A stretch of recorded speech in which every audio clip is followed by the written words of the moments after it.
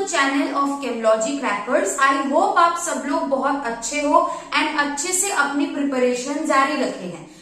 आज मैं हूं ऐश्वर्या मैम और आज मैं लेके आई हूं आपके लिए एक न्यू सेशन। और आज के सेशन में हम क्या करेंगे? आज के सेशन में हम breathing and exchange of gases को कंटिन्यू करेंगे।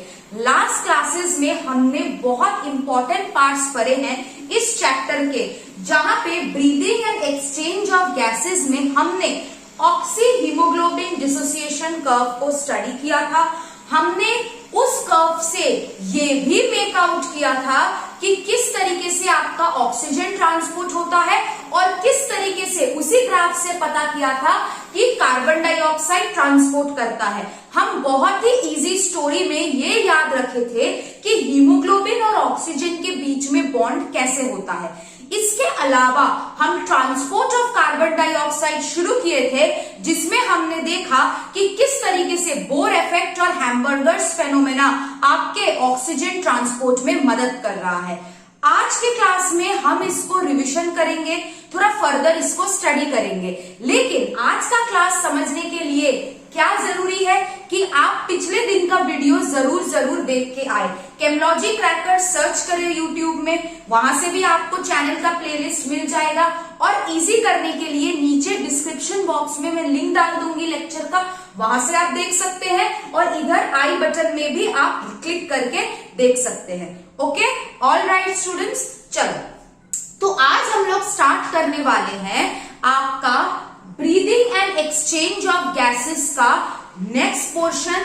यानी कि आज हम जो भी हम सीखे हैं इतना दिन, उसको हम इकट्ठा करके आज स्टडी करने वाले हैं। चलो देखते हैं सब लोग, ठीक है।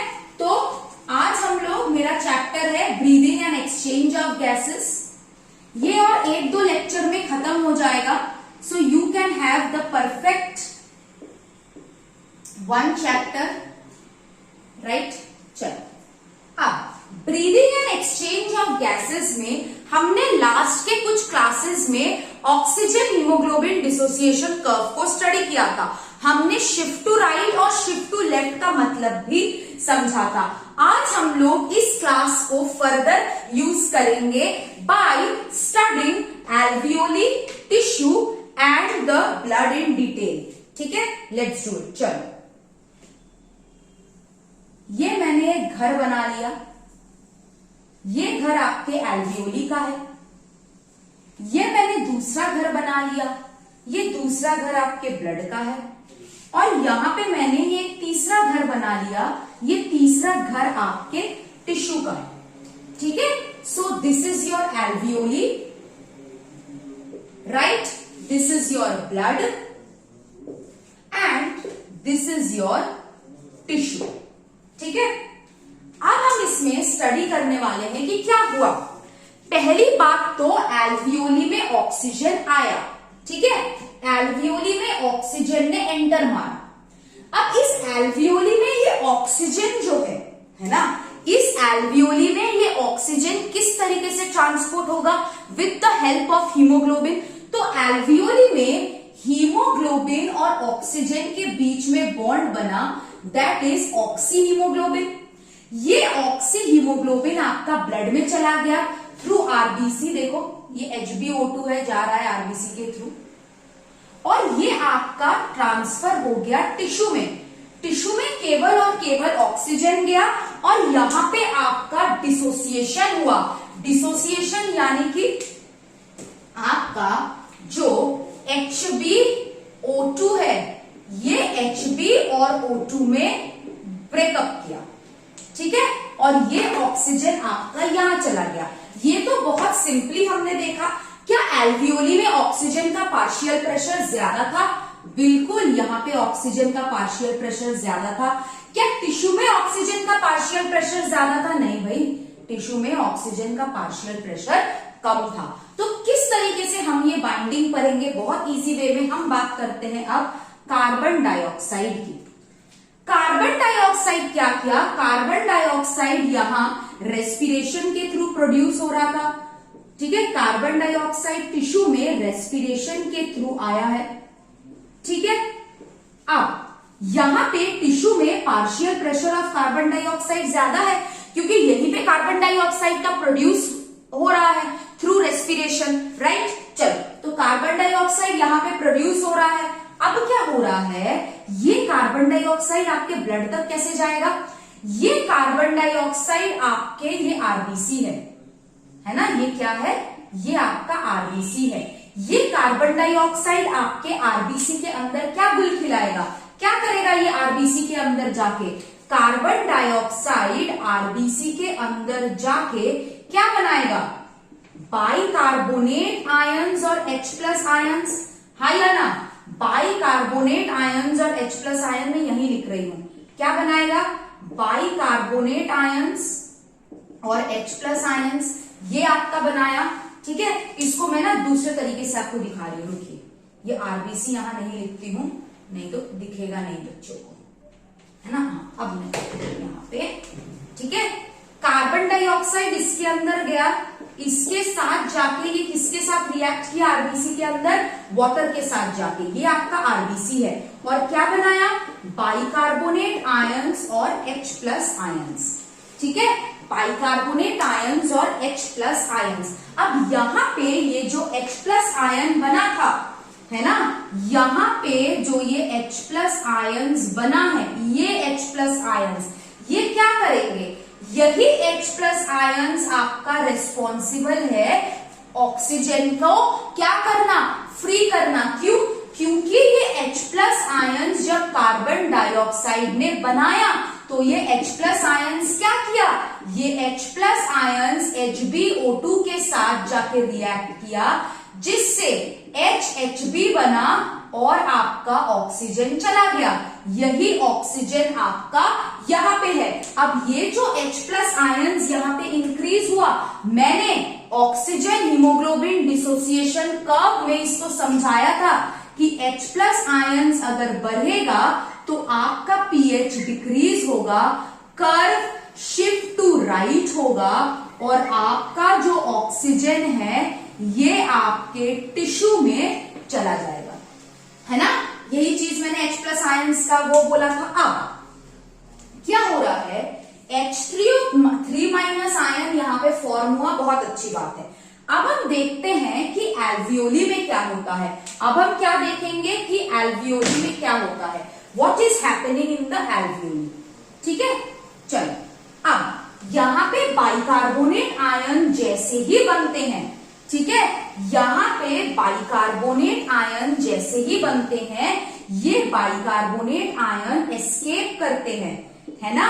ये बाइकार्बोनेट आयन आरबीसी के बाहर चला जाता है प्लाज्मा में, और अंदर इसके क्या घुसता है? क्लोराइड आयन, ठीक है, बहुत सुंदर। अब ये प्लाज्मा में आ गया, ठीक है। प्लाज्मा में अब हम क्या देख रहे हैं, ये आपका आरबीसी है, क्या इसमें HHB है? तो जब वो आया इसके पास HHB था, साथ ही में यहाँ पे बाइकार्बोनेट आयंस है। अब यहाँ पे ब्लड में ये चीज क्यों हुआ? क्योंकि ब्लड में आपका PCO2 यहाँ पे कम था ना, और यहाँ पे आपका PO2 ज्यादा था, इसीलिए यहां से यहां चला गया और ये यहां से यहां आ गया। अब यहां देखते हैं, क्या यहाँ पे PCO2 ज्यादा है कि कम है अकॉर्डिंग टू ब्लड? तो यहाँ पे बाइकार्बोनेट आयन आ गया। अब हम एल्वियोली में आए हैं। एल्वियोली में क्या होगा? एल्वियोली में आपका ये जो बाइकार्बोनेट आयन है, अब हमें एल्वियोली से कार्बन डाइऑक्साइड को बाहर निकालना है। हमें एल्वियोली से कार्बन डाइऑक्साइड को बाहर निकालना है ना। हमें एल्वियोली से क्या करना है? कार्बन डाइऑक्साइड को बाहर निकालना है, लेकिन हमारे पास तो बाइकार्बोनेट है। और एक चीज, यहाँ पे पार्शियल प्रेशर ऑफ ऑक्सीजन ज्यादा है, तो क्या होगा? फिर से आपका जो ऑक्सीजन है, फिर से आपका जो ऑक्सीजन है ये आरबीसी के अंदर जाएगा। अब आरबीसी के अंदर ऑक्सीजन जैसे ही गया, हीमोग्लोबिन को अपने पुराना प्यार, अपने एक्स का बहुत ज्यादा याद आ गया, और HHB प्लस O2 में HbO2 बन गया यहाँ पे फिर से, और यहाँ पे H+ आयंस रिलीज हो गए। ये HbO2 फिर यहाँ पे आता है, फिर ये चीज कंटिन्यू होता है। अब बात है इस बाइकार्बोनेट आयन की। ये बाइकार्बोनेट आयन से हम कार्बन डाइऑक्साइड कैसे निकालें? यहाँ पे तुम देखो, और एक चीज मैं बताऊंगी, यहाँ पे बाइकार्बोनेट आयन है, ये वाला चीज तो समझ में आ गया, लेकिन ये बाइकार्बोनेट आयन क्या करेगा? इससे कार्बन डाइऑक्साइड कैसे मिलेगा? ये इसके अंदर जाएगा आरबीसी के अंदर, और बाहर क्या आएगा? आपका क्लोराइड आयंस। ठीक है, ये HCO3 आरबीसी के अंदर जाके HCO3 minus plus H plus के साथ रिएक्ट करेगा, हमें H2O और कार्बन डाइऑक्साइड मिलेगा, और ये कार्बन डाइऑक्साइड आपका फिर बाहर चला जाएगा। राइट, अब यहाँ पे क्या हो रहा है? यहाँ पे जो H प्लस यहाँ पे निकला, ये जो H प्लस है यहाँ पे यूज हो जा रहा है, मतलब यहाँ पे H प्लस का कंसंट्रेशन घट रहा है, मतलब pH बढ़ रहा है, मतलब आपका oxygen haemoglobin dissociation curve shift to left होगा, मतलब ऑक्सीजन जो है यहाँ पे, यहां से कहां जाएगा? ब्लड में। समझ में आया सबको? आई होप ये सबको समझ में आया है breathing and exchange of gases में। और यहाँ पे ये जो H प्लस, ये तो आपका बोर इफेक्ट होता है ना, ये आपका बोर इफेक्ट होता है, अगर बोर इफेक्ट हो है ये, और ये आपका क्या है? क्लोराइड शिफ्ट, और क्या बोलते हो इसको? हैमबर्गर्स फेनोमेना, है ना, हैमबर्गर्स फेनोमेना। ठीक है, हैमबर्गर्स फेनोमेना बोलते हैं हम इसको। ठीक है, तो यहाँ पे क्या हुआ? यहाँ पे हम क्या स्टडी किए कि एल्वियोली ब्लड और टिश्यू के बीच में किस तरीके से आपका ट्रांसपोर्ट होता है। एल्वियोली में ऑक्सीजन का पार्शियल प्रेशर ज्यादा है, इसीलिए यहाँ पे ऑक्सी हीमोग्लोबिन बन रहा है। ऑक्सी हीमोग्लोबिन जब ब्लड में ट्रांसफर हो रहा है, ब्लड से वो टिश्यू में जा रहा है, धीरे धीरे उसका पार्शियल प्रेशर घट रहा है। टिश्यू में जाने के बाद उसका PO2 घटा था, इसीलिए ऑक्सी हीमोग्लोबिन हीमोग्लोबिन और ऑक्सीजन में डिसोसिएट कर गया। यहाँ पे कौन इसका डिसोसिएशन कर रहा है? मीनवाइल आपका कार्बन डाइऑक्साइड इस आरबीसी के अंदर जाके दो चीजें प्रोड्यूस कर रही है, एक है आपका बाइकार्बोनेट, एक है H प्लस। इसी H प्लस आयन के वजह से आपका HbO2 और O2 जो है ये अलग अलग हो जाता है। उसके बाद हम जब एल्वियोली में आते हैं, हम देखते हैं कि किस तरीके से बाइकार्बोनेट आयन, है ना, किस तरीके से बाइकार्बोनेट आयन जो है ये आपका फिर से कार्बन डाइऑक्साइड बनाता है। साथ ही साथ में हमने देखा कि यहाँ पे H प्लस आयन यूज होने के कारण आपका यहाँ पे फिर से ऑक्सी हीमोग्लोबिन बन रहा है, जो कि ट्रांसपोर्ट हो रहा है। मैं चाहती हूं आप एक बार इस डायग्राम को अच्छे से देखिए, ठीक है, और मेरे को जरूर आप लोग, मैम को जरूर बताओ आप लोग कि आपको ऑक्सी हीमोग्लोबिन डिसोसिएशन कर्व कैसा लगा, आप लोग कैसा फील किए इसके बारे में जरूर जरूर मेरे को मैसेज करके बताना। एक बार प्लीज डायग्राम देख लो सब लोग। मैं चाहती हूँ आप लोग डायग्राम को क्लास में ही स्टडी करो, अच्छे से एकदम देखो, है ना। चलो अब हम लोग इसको बोर्ड को रब करते हैं। अब हमने लास्ट क्लास में पढ़ा था carbon dioxide can be transported as 7% in plasma, है ना। 7% कार्बन डाइऑक्साइड आपका प्लाज्मा से ट्रांसपोर्ट हो रहा है ना। एंड हमने क्या पढ़ा था कि 70% एज बाइकार्बोनेट आयंस। अब हम पढ़ेंगे कि अबाउट 20 to 25% कार्बन डाइऑक्साइड, है ना। नंबर 3 है कार्बन डाइऑक्साइड ट्रांसपोर्ट का एज कार्ब एमिनो हीमोग्लोबिन। ये क्या है? Carb amino haemoglobin. क्या होता है ये carb amino haemoglobin? About 20 to 25%, है ना। About 20 to 25% of carbon dioxide is transported, है ना, like this। ठीक है, हीमोग्लोबिन के साथ, जो कि बहुत अनस्टेबल होता है, तो ये टूट जाता है। ठीक है, तो कार्बन डाइऑक्साइड प्लस हीमोग्लोबिन, जब हीमोग्लोबिन के पास और कोई चारा नहीं रहता है, जब कार्बन डाइऑक्साइड के पास और कोई चारा नहीं रहता है तो वो हीमोग्लोबिन के साथ डायरेक्टली बॉन्ड बना लेता है। तो Hb प्लस CO2 क्या दिया आपको? HbCO2, जिसको हम क्या बोलते हैं? Carb amino haemoglobin. क्या बोलते हैं? Carb amino haemoglobin. और ये जो आपका HbCO2 है ये बहुत ज्यादा होता है आपका अनस्टेबल। कैसा होता है ये? It is unstable. Carb amino haemoglobin is unstable. चलो अब हम एक चीज देखते हैं, दैट इज आपका फीटल हीमोग्लोबिन। ठीक है, फीटल हीमोग्लोबिन छोड़ो, इससे पहले हम लोग एक चीज स्टडी करते हैं, that is haemoglobin as a buffer. इसके बाद हम लोग दूसरा चीज स्टडी करेंगे, हीमोग्लोबिन एज अ बफर।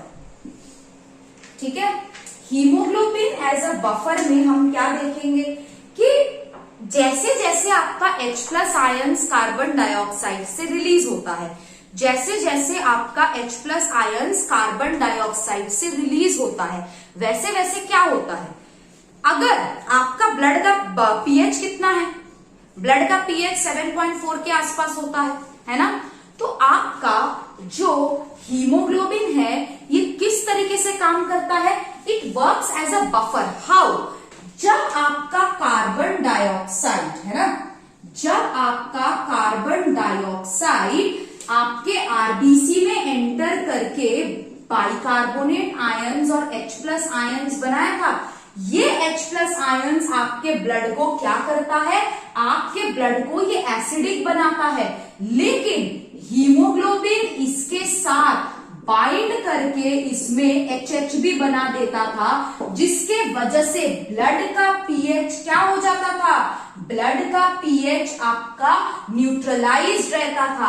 अगर तुम्हारा ब्लड ज्यादा बेसिक हो जाता है, ज्यादा बेसिक मतलब अगर HHB जो है ये रहता है कंटिन्यूअस, तो ये बेसिक हो जाएगा ब्लड। तो HHB फिर क्या करता है? H प्लस और HB में टूट जाता है। ये HB फिर ऑक्सीजन के साथ बाइंड करके HbO2 बनाता है, और ये H प्लस तुम्हारा क्या करता है? कार्बन डाइऑक्साइड बना के इसको बाहर छोड़ देता है।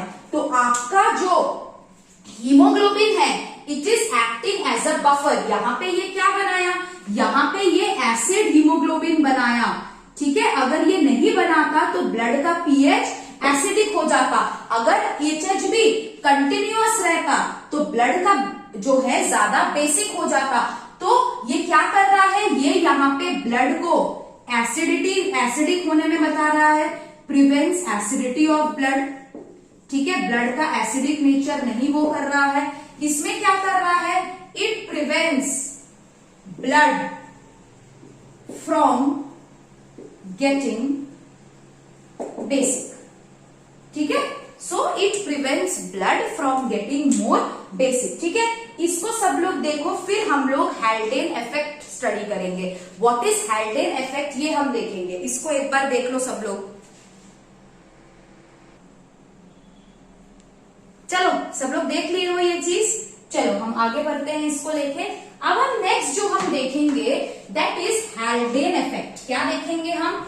Haldane effect. ये हैल्डेन इफेक्ट क्या है? हैम्बर्गर फेनोमेना पढ़ लिए, बोर इफेक्ट पढ़ लिए। तो बोर इफेक्ट क्या बोलता है? H प्लस आयन का कंसेंट्रेशन ऑक्सीजन को फ्री करने में मदद करता है ना हीमोग्लोबिन से, so that oxygen can be transferred to tissues. Hamburger phenomena क्या था? हैम्बर्गर फेनोमेना आपका क्लोराइड शिफ्ट था, राइट। चलो अब हम आगे बढ़ते हैं with Haldane effect.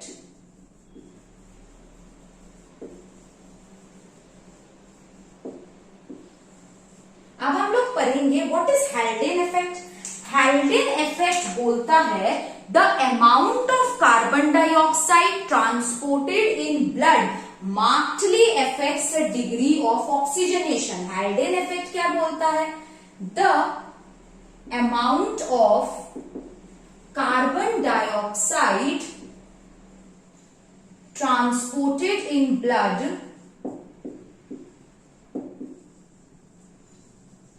markedly affects the degree of oxygenation. ठीक है, हेल्डेन इफेक्ट क्या बोलता है? Amount of carbon dioxide that is transported in blood markedly affects the degree of oxygenation. इस स्टेटमेंट का मतलब क्या है? What is the meaning with this statement? Oxygen bind, जब ऑक्सीजन जब हीमोग्लोबिन के साथ बाइंड करता है तब आपका हीमोग्लोबिन एक और ज्यादा स्ट्रॉन्गर एसिड बनता है. इसके वजह से क्या होता है? इसके वजह से तुम्हारा कार्बन डाइऑक्साइड डिस्प्लेस आउट हो जाता है. यही तो हम देखे कि हीमोग्लोबिन जब जब ऑक्सीजन के साथ बाइंड कर रहा है तब तक कार्बन डाइऑक्साइड आपका डिस्प्लेस हो रहा है. तो इसका मतलब क्या है? इसका मतलब क्या है? What is the meaning of this? इसका मतलब है कि जितना कम हीमोग्लोबिन एंड ऑक्सीजन का सैचुरेशन होगा, जितना कम हीमोग्लोबिन एंड ऑक्सीजन का सैचुरेशन होगा उतना ज्यादा हम कार्बन डाइऑक्साइड को कैरी कर सकते हैं. क्या मतलब है इसका? देखो, oxygen binds with haemoglobin making it a stronger acid and displaces CO2 from blood. Blood से आपका CO2 डिस्प्लेस हो रहा है. इसका मतलब क्या है कि जितना लोअर आपका HbO2 का सैचुरेशन होगा, है ना, हीमोग्लोबिन और ऑक्सीजन का जितना सैचुरेशन कम होगा, लोअर HbO2 सैचुरेशन, ठीक है, लोअर HbO2 सैचुरेशन जितना कम होगा उतना ज्यादा कार्बन डाइऑक्साइड ब्लड में कैरी होगा. Carbon dioxide needs to be carried in blood. ये तो हम देखें कि जितना ज्यादा आपका कार्बन डाइऑक्साइड कैसे तुम्हारा ट्रांसपोर्ट हुआ. कार्बन डाइऑक्साइड टिश्यू में प्रोड्यूस हुआ था. टिश्यू में एल्वियोली से वो कैसे गया? क्योंकि टिश्यू में Hb और O2 का बॉन्ड टूट गया.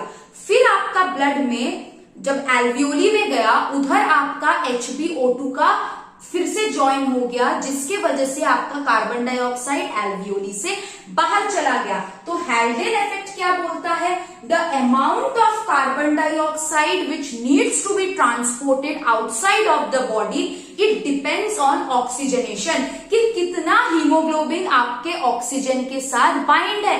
अगर हीमोग्लोबिन और ऑक्सीजन का सैचुरेशन कम है, कार्बन डाइऑक्साइड आपका ज्यादा ट्रांसपोर्ट होगा ब्लड में. इसको हम ऑक्सीजन हीमोग्लोबिन डिसोसिएशन कर्व से भी समझ सकते हैं.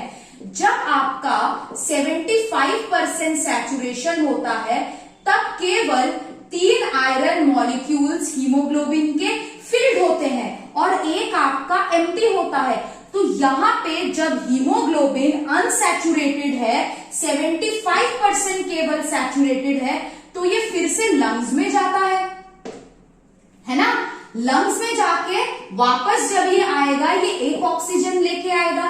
जब आपका हीमोग्लोबिन 50% सैचुरेटेड है तो केवल और केवल आपके 2 हीमोग्लोबिन फिल्ड है और 2 खाली है. फिर ये जब लंग्स में जाएगा ये वापस से 2 ऑक्सीजन लेके आएगा. यहाँ पे वो लंग्स में वापस जा रहा है कार्बन डाइऑक्साइड छोड़ने के लिए, है ना. तो हम क्या देख रहे हैं, खुद देख लो तुम लोग, कि जितना ज्यादा हीमोग्लोबिन और ऑक्सीजन का सैचुरेशन कम होता जा रहा है उतना हम कार्बन डाइऑक्साइड को डिस्प्लेस कर सकते हैं, उतना कार्बन डाइऑक्साइड का हम ट्रांसपोर्ट कर सकते हैं. आई होप यहां तक आपको हेल्डेन इफेक्ट क्लियर है. हेल्डेन इफेक्ट में फिर से मैं बोल रही हूं, क्या बोलता है कि जितना कम हीमोग्लोबिन और ऑक्सीजन के बीच का सैचुरेशन होगा उतना ज्यादा आप कार्बन डाइऑक्साइड को ट्रांसपोर्ट कर सकते हैं. हीमोग्लोबिन जब फुल्ली सैचुरेटेड रहेगा, क्या जरूरत है कार्बन डाइऑक्साइड को ट्रांसपोर्ट करने का?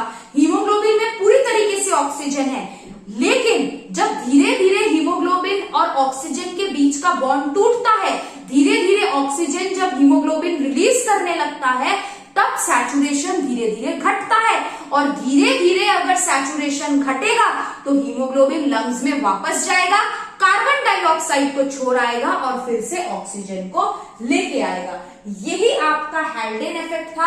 आई होप ये सबको क्लियर है, ठीक है। आई होप सबको हैल्डेन इफेक्ट क्लियर है। दूसरा चीज है कार्बन मोनोऑक्साइड पॉइजनिंग। ये नीट में बहुत बार आ चुका है, कार्बन मोनोऑक्साइड पॉइजनिंग। क्या होता है carbon monoxide poisoning? What is carbon monoxide? Carbon monoxide को हम डिनोट करते हैं CO से। ये जो आपका CO है, इसका हीमोग्लोबिन के साथ ज्यादा एफिनिटी है as compare to oxygen. Carbon monoxide जो है ये हीमोग्लोबिन को बिल्कुल नहीं छोड़ता। तो हीमोग्लोबिन क्या इसको छोड़ेगा? नहीं छोड़ेगा। ऑक्सीजन क्या है? ऑक्सीजन हीमोग्लोबिन को छोड़ देता है, तो हीमोग्लोबिन को भी छोड़ना पड़ता है। लेकिन ऑक्सीजन से ज्यादा कार्बन मोनोऑक्साइड का एफिनिटी रहता है, about 200 to 250 times greater affinity रखता है कार्बन मोनोऑक्साइड। तो ये दोनों चिपक के रहते हैं, लेकिन ये चिपकना हमारे लिए सही नहीं है, क्योंकि कार्बन मोनोऑक्साइड और हीमोग्लोबिन अगर चिपकने लगे तो डेथ हो जाता है। क्यों डेथ हो जाता है? कार्बन मोनोऑक्साइड अगर हीमोग्लोबिन के साथ चिपक के रहेगा, ऑक्सीजन ही ट्रांसपोर्ट नहीं होगा। ऑक्सीजन अगर ट्रांसपोर्ट नहीं होगा तो डेथ हो जाएगा, ठीक है। तो CO क्या है? Carbon monoxide. क्या है? Carbon monoxide has high affinity for haemoglobin as compare to oxygen. अगर हम ऑक्सीजन के साथ कंपेयर करें, कार्बन मोनोऑक्साइड का ज्यादा एफिनिटी है। कितना?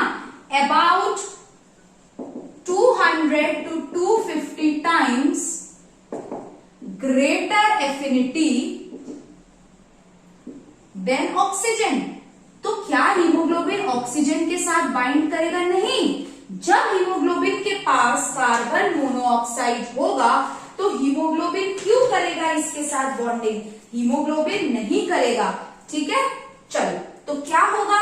कार्बन मोनोऑक्साइड जब हीमोग्लोबिन के साथ बाइंड करता है, ये बनाता है HbCO।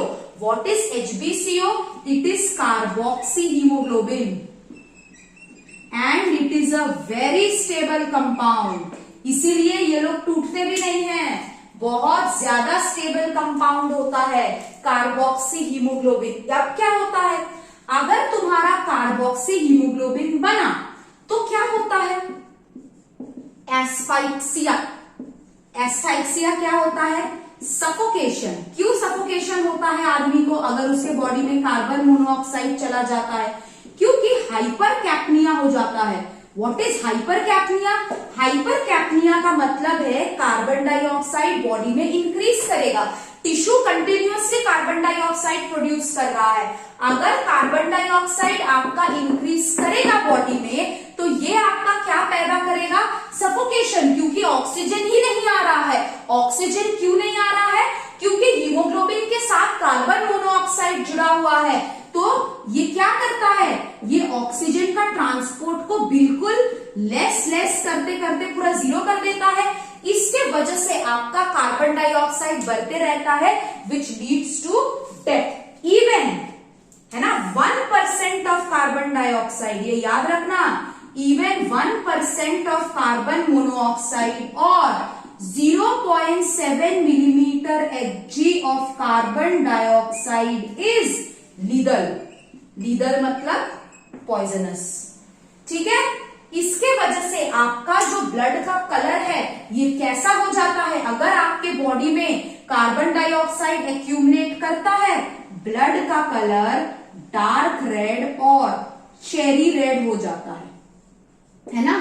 नॉर्मली हमारे ब्लड का कलर लाइट रेड होता है। अगर उसमें कार्बन मोनोऑक्साइड पहुंच जाता है, अगर ब्लड में कार्बन मोनोऑक्साइड पहुंच जाता है, ऑक्सीजन को ट्रांसपोर्ट नहीं होने देता है, ऑक्सीजन को अगर ट्रांसपोर्ट नहीं होने देता है तो बॉडी में कार्बन डाइऑक्साइड इंक्रीज करता है। इसके वजह से आपको सफोकेशन होता है, which leads to death. I hope आप सबको कार्बन मोनोऑक्साइड पॉइजनिंग समझ में आया है। अब हम लोग देखेंगे कि ये फीटल हीमोग्लोबिन क्या है। व्हाट इज फीटल हीमोग्लोबिन, ठीक है। इसको एक बार देख लो, उसके बाद मैं वो ड्रॉप करूंगी कि व्हाट इज फीटल हीमोग्लोबिन, उसके बाद मैं तुमको 2 चीजें क्वेश्चन दूंगी। ठीक है, चलो इसको रब करते हैं।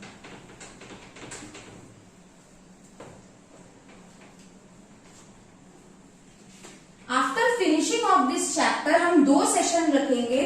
एक सेशन में हम क्या करेंगे, हम करेंगे आपका प्रीवियस ईयर के क्वेश्चन सॉल्व ऑन बोर्ड। दूसरा चीज कुछ कुछ और हाई लेवल क्वेश्चन हम उसको करेंगे। ठीक है, एक तो हम लोग प्रीवियस ईयर क्वेश्चन करेंगे, दूसरा हम लोग हाई लेवल कुछ क्वेश्चंस करेंगे। उसके बाद आप लोग फिर पूरी तरीके से प्रिपेयर हो जाएंगे। राइट, चलो अब हम लोग बात करते हैं फीटल हीमोग्लोबिन का। पहली बात तो है फीटस क्या है। Fetus is the unborn baby, है ना। अनबॉर्न बेबी जो मदर के वोम के अंदर रहता है ना, मदर के वोम के अंदर रहता है। तो फीटस का जो हीमोग्लोबिन होता है उसका ऑक्सीजन के साथ ज्यादा हाई एफिनिटी होता है। मतलब लो पार्शियल प्रेशर में भी, at low partial pressures of oxygen, fetus can bind with oxygen. ऐसा क्यों? क्योंकि मेरे से ज्यादा, मेरा तो एकदम partial pressure, I am a well adult, है ना। जो भी मदर बनने वाली है शी इज एडल्ट, है ना। उसके पास बहुत सारे हीमोग्लोबिन है, उसके पास बहुत सारे हीमोग्लोबिन है ऑक्सीजन के साथ बाइंड करने के लिए। But what about the fetus? The fetus is still growing and उसके अंदर मेरे से ज्यादा मेटाबॉलिक एक्टिविटीज होंगे, है ना। मदर से ज्यादा फीटस में ज्यादा मेटाबॉलिक एक्टिविटीज होंगे, उसके लिए उसको ऑक्सीजन बहुत ज्यादा चाहिए। तो क्या होता है, फीटल हीमोग्लोबिन का ऑक्सीजन के प्रति ज्यादा अफिनिटी रहता है। ठीक है, at low partial pressures of oxygen, कितना भी आपका ऑक्सीजन का लो पार्शियल प्रेशर हो, द फीटल हीमोग्लोबिन इज और the fetal haemoglobin can bind with oxygen. अब अगर फीटल हीमोग्लोबिन और मदर के हीमोग्लोबिन का एफिनिटी अगर सेम होता तो फीटल हीमोग्लोबिन को उतना ज्यादा ऑक्सीजन नहीं मिल पाता और उसके मेटाबॉलिक एक्टिविटीज बंद हो जाते and the mother may have suffered from miscarriage. ठीक है, तो हम क्या करेंगे, फीटल हीमोग्लोबिन। फीटल हीमोग्लोबिन क्या होता है, the haemoglobin of fetus, the hemoglobin of fetus has a high affinity for oxygen, has a high affinity for oxygen than maternal यानी कि एडल्ट हीमोग्लोबिन, than maternal यानी कि एडल्ट हीमोग्लोबिन। ठीक है, hemoglobin of fetus has a higher affinity for oxygen than maternal और adult hemoglobin। इसका मतलब क्या है, therefore the fetus can pick up oxygen at low partial pressures। बहुत कम पार्शियल प्रेशर रहेगा ऑक्सीजन का, लेकिन फिर भी आपका फीटस जो है ऑक्सीजन को पिकअप कर सकता है। अगर तुम्हारा फीटल हीमोग्लोबिन और मदर का हीमोग्लोबिन दोनों एक जैसा होता, ठीक है, अगर if fetal haemoglobin is equal to maternal haemoglobin, then आपका क्या होता, देन आपका fetus wouldn't have picked up much oxygen। ठीक है, अगर फीटल हीमोग्लोबिन और मदर का हीमोग्लोबिन एक जैसा होता, the fetus wouldn't have picked up much oxygen। ठीक है, तो फीटल हीमोग्लोबिन का ज्यादा एफिनिटी रहता है। अब जैसे जैसे ये फीटस बाहर आता है, it is replaced by adult haemoglobin after birth. After birth जो है the fetal haemoglobin is replaced by adult haemoglobin. अब इसी पे मैं एक क्वेश्चन तुम लोगों को देना चाहती हूं। यहाँ पे एक ग्राफ है, ठीक है, यहाँ पे एक ऑक्सीजन उसी तरीके का एक ग्राफ है। यहाँ पे इस साइड में PO2 है, यहाँ पे परसेंटेज सैचुरेशन ऑफ पिगमेंट है, ठीक है, percentage saturation of pigment. Pigment मतलब रेस्पिरेटरी पिगमेंट है यहाँ पे, ठीक है। तो इसका क्वेश्चन देख लेते हैं। ये पहले वाला है नंबर 1, ठीक है। नंबर 2 वाला ग्राफ किस तरीके का है,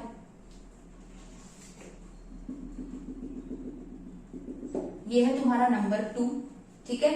नंबर 3 वाला ग्राफ किस तरीके का है, इस तरीके का है,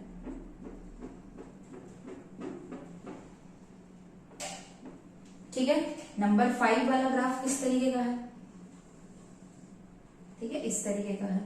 इसको भी वैसे बना लेते हैं। This is question number 3। और ये आपका 4 रेस्पिरेटरी कर्व्स है, ठीक है। ये आपका 4 रेस्पिरेटरी कर्व, एक सेकेंड,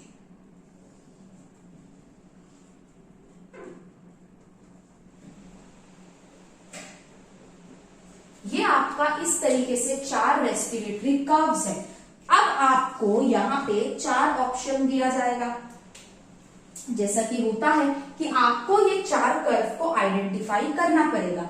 4 कर्व कौन से हैं? एक है आपका हीमोग्लोबिन विथ हाई CO2, ठीक है, मैं यहां पे लिख रही हूं HB विथ हाई CO2, ठीक है। दूसरा आपका कर्व कौन सा है? एडल्ट हीमोग्लोबिन वाला कर्व है, ठीक है, इसको मैं यहां पे लिख दे रही हूं। तीसरा वाला कर्व आपका कौन सा है? तीसरा वाला कर्व है आपका मायोग्लोबिन वाला कर्व। और चौथा वाला कर्व कौन सा है आपका? फीटल हीमोग्लोबिन वाला। तो यहाँ पे 4 कर्व आपको दिए हुए हैं, हमें नहीं पता है ये 4 कर्व कौन कौन से हैं। तो यहाँ पे हम इसका क्वेश्चन देखने वाले हैं। 4 ऑप्शन दे दिए हमें, ठीक है। पहला वाला है 1 2 3 4 2 1 4 3 2 1 4 3। तीसरा वाला है 3 2 1 4 3 2 1 4 3 4 2 1।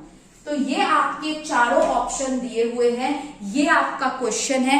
अब आप लोग जो है मेरे को इसका आंसर बताइए कि किस तरीके से आपका ये कर्व जो है ये सॉल्व होगा और इसका आंसर क्या होगा, ठीक है। यहाँ पे आपको 4 रेस्पिरेटरी कर्व्स दिए हुए हैं और आपको बताना है कि कौन सा कर्व किसका है। तो जल्दी से इसको एक्सप्लेन करना है, ठीक है। चलो देख लेते हैं। इसका आंसर जो है, इसका आंसर होगा ये, ठीक है, डी। इसका आंसर होगा डी। क्यों इसका आंसर डी होगा? आपका जो मायोग्लोबिन है ना, आपका जो मायोग्लोबिन है, it has the greatest affinity for oxygen, ठीक है। आपको हाइपरबोला कर्व आप लोग तो जानते हो। तो आपका ये जो मायोग्लोबिन है, इसके पास केवल और केवल एक ही हीम ग्रुप रहता है, ठीक है। आपके मायोग्लोबिन के पास केवल और केवल एक ही हीम ग्रुप रहता है ना। Myoglobin has only 1 and 1 haem group, ठीक है। अब मायोग्लोबिन जो है, इसके वजह से एक ही हीम ग्रुप है इसके पास, केवल और केवल एक ही हीम ग्रुप है, तो ये आपके कोऑपरेटिव बाइंडिंग नहीं शो कर पाता है, नो कोऑपरेटिव बाइंडिंग, ठीक है। मायोग्लोबिन आपका कोऑपरेटिव बाइंडिंग नहीं शो कर पाता है, इस वजह से, क्योंकि इसके पास केवल एक ही हीम ग्रुप है, जिसके वजह से इसका एफिनिटी ऑफ ऑक्सीजन है ना, एफिनिटी ऑफ ऑक्सीजन इसका ज्यादा होता है, ठीक है। एफिनिटी ऑफ ऑक्सीजन इसका बहुत बहुत बहुत ज्यादा होता है और ये ऑक्सीजन को रिलीज भी नहीं करता। अगर ऑक्सीजन का टेंशन बहुत ज्यादा कम है फिर भी ये रिलीज नहीं करता है, इतना ज्यादा इसका एफिनिटी है। तो मैं यहाँ पे लिख दे रही हूं, does not release O2 even at a low O2 tension, बिल्कुल रिलीज नहीं करता है। और मायोग्लोबिन का अगर आप कर्व की बात करें, इसका कर्व का शेप आपका हाइपरबोलिक होता है, ना कि sigmoidal. Oxygen haemoglobin dissociation curve आपका सिग्मोइडल होता है, लेकिन मायोग्लोबिन ऑक्सीजन डिसोसिएशन कर्व आपका हाइपरबोलिक होता है। तो आपका ये जो नंबर 2 वाला जो है, this is your myoglobin.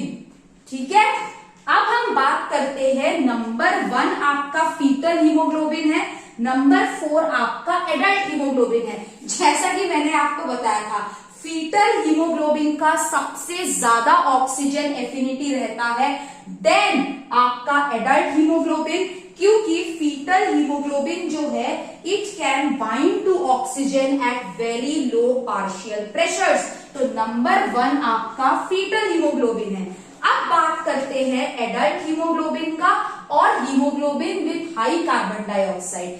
Haemoglobin with high carbon dioxide आपका कर्व नंबर 3 है और एडल्ट हीमोग्लोबिन आपका कर्व नंबर 4 है, क्योंकि एडल्ट हीमोग्लोबिन जो है, एक और चीज, अगर हम नंबर 3 की बात करें, हीमोग्लोबिन विथ हाई CO2, हमें ये चीज पता है कि हाई लेवल ऑफ रेस्पिरेशन है ना, हाई लेवल ऑफ रेस्पिरेशन मतलब हाई लेवल ऑफ रेस्पिरेशन मतलब high level of carbon dioxide. अगर रेस्पिरेशन ज्यादा है तो कार्बन डाइऑक्साइड ज्यादा होगा।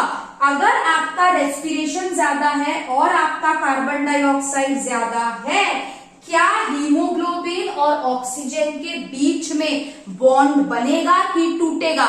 अभी हम लोग हैल्डेन इफेक्ट पढ़े। हैल्डेन इफेक्ट क्या बोलता है? अगर आपका कार्बन डाइऑक्साइड ज्यादा है तो it needs to be transported in the blood. इसके वजह से आपके हीमोग्लोबिन और ऑक्सीजन को टूटना पड़ेगा। अगर आपके हीमोग्लोबिन और ऑक्सीजन को टूटना पड़ेगा, इट मीन्स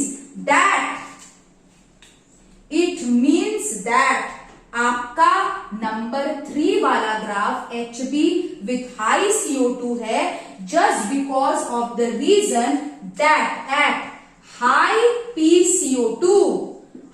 PCO2 में HB और O2 के बीच का बॉन्ड जो है वो टूट रहा है। और नंबर 4 वाला है आपका एडल्ट हीमोग्लोबिन का, अगर रेस्पिरेशन ज्यादा हो रहा है तो आपका ऑक्सीजन ज्यादा चाहिए। तो ये आप लोग इस ग्राफ से ये पता लगा सकते हैं कि फीटल हीमोग्लोबिन का affinity myoglobin, haemoglobin with high carbon dioxide and last one is adult haemoglobin. ठीक है, चलो अब हम लोग इसका नेक्स्ट क्वेश्चन पढ़ेंगे।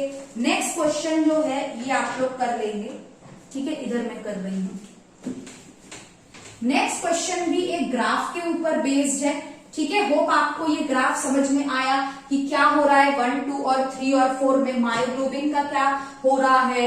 आपका फीटल हीमोग्लोबिन का सबसे ज्यादा पार्शियल प्रेशर में वो ऑक्सीजन को कम पार्शियल प्रेशर में भी ट्रैप कर लेता है।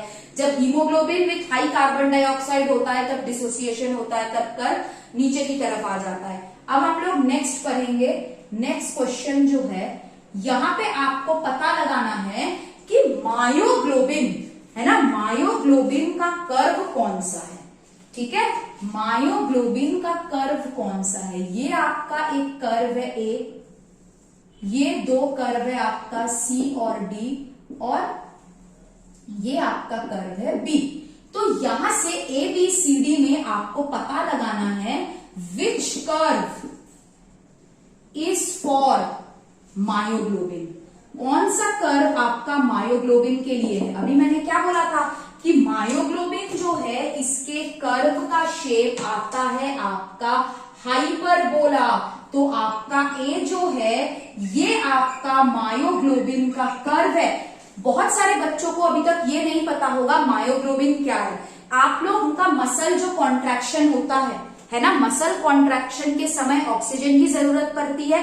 तो ये मसल कॉन्ट्रैक्शन के टाइम पे ऑक्सीजन को मसल में कॉन्ट्रैक्ट करता है, हीमोग्लोबिन नहीं करता है, मायोग्लोबिन करता है। तो myoglobin is the oxygen trapper in muscles. ठीक है, तो मायोग्लोबिन जो है इसका कर्व का शेप कैसा होता है?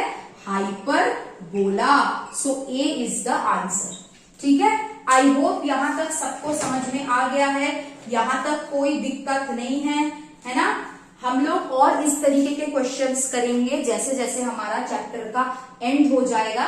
ठीक है, और आई होप ये ग्राफ्स आप लोगों को पसंद आए हैं, राइट। तो नेक्स्ट क्लास में हम लोग regulation of respiration and diseases related to respiration की स्टडी करेंगे।